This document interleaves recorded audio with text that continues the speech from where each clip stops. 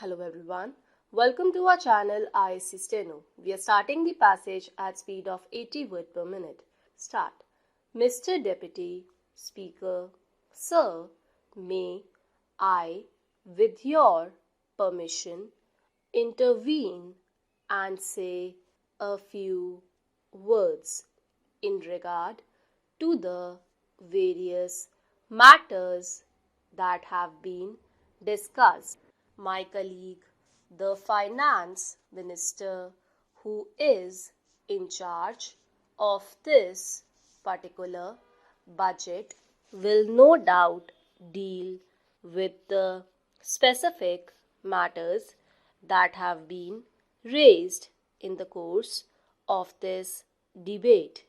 I need hardly remind the House of the fact that although this budget is the individual responsibility of the finance minister, it is also the responsibility of the entire government.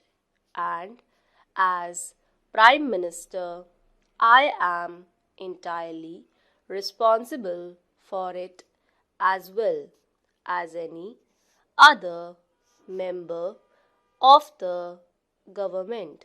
This budget was placed before the House after the usual consideration by the government, and the latter is completely committed to it. That does not mean that we are not willing to consider any new proposals.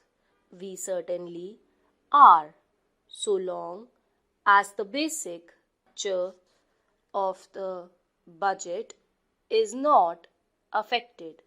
My friend, the Honorable Professor Shah, pointed out various difficulties in the way of a debate here and in the way of consideration of the budget proposals. He pointed out how little could be done in the allotted time. I am in complete agreement with him in this matter. If there are any practical proposals which would enable us to give more time for the consideration of these problems, either formally or informally, I am quite sure that the finance minister will gladly consider them. The real difficulty is, however, more basic, and it is this: the kind of problems which the government has to face now is so vast and intricate that it is impossible for any democratic parliamentary assembly to give enough time for its consideration.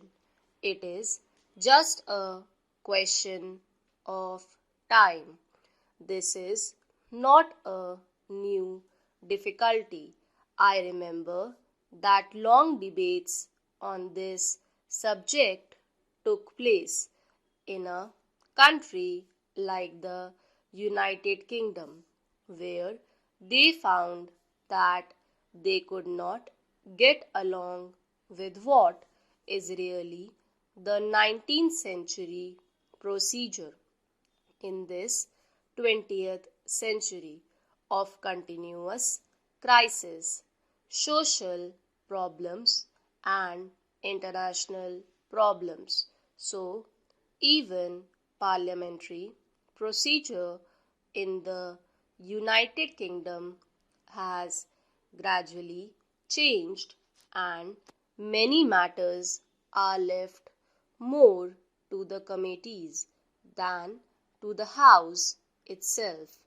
Usually, a principle is decided by the House and its working out is left to committees. The House cannot find time to consider everything. That is a difficulty inherent in the situation. If we can find a remedy for it, it will not only be good for us, but maybe we will be setting an example for other democratically inclined countries who are seeking such remedies, in spite of the fact that Parliament is in continuous session.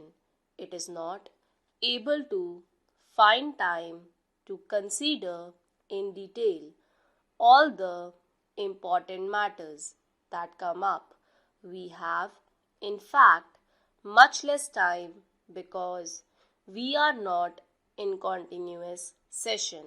I suppose our sessions will inevitably become longer and longer so as to enable us to deal with more and more problems and have more and more discussions. Anyhow, I have stated what the difficulty is at present, though I am in sympathy with what Professor Shah said. I have no easy remedy for that difficulty except to say that we are perfectly prepared to consider, together with the honorable members of the House, any ideas or suggestions about how to give greater facilities for more intensive discussion of any great problem.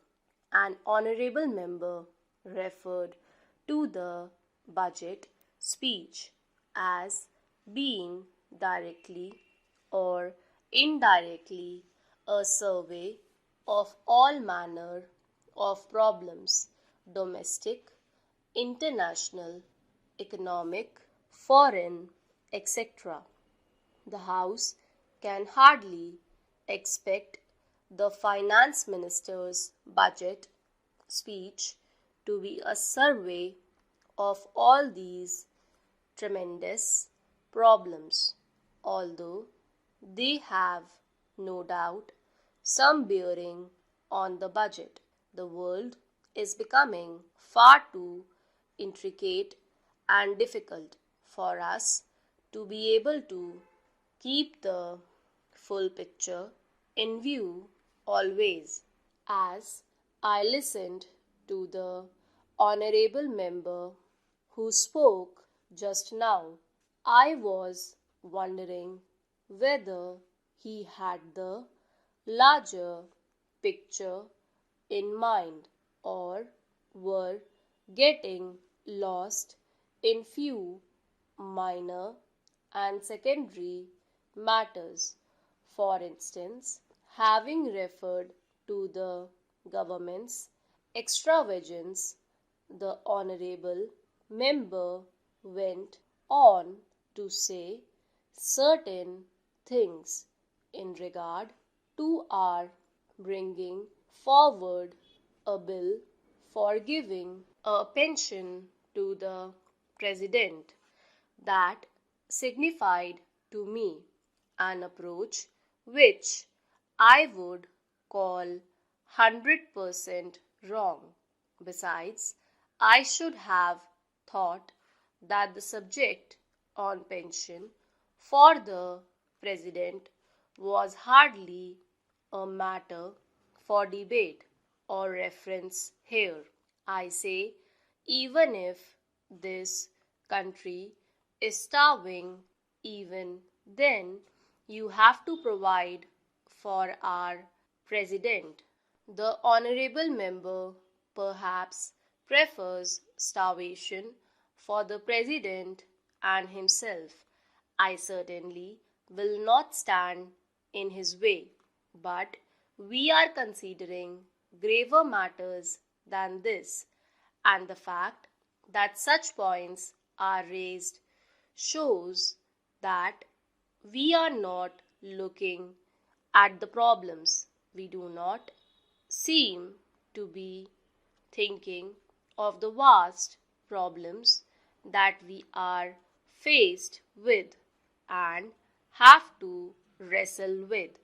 The vast problem of the country's economy in relation to the world's economy. Stop.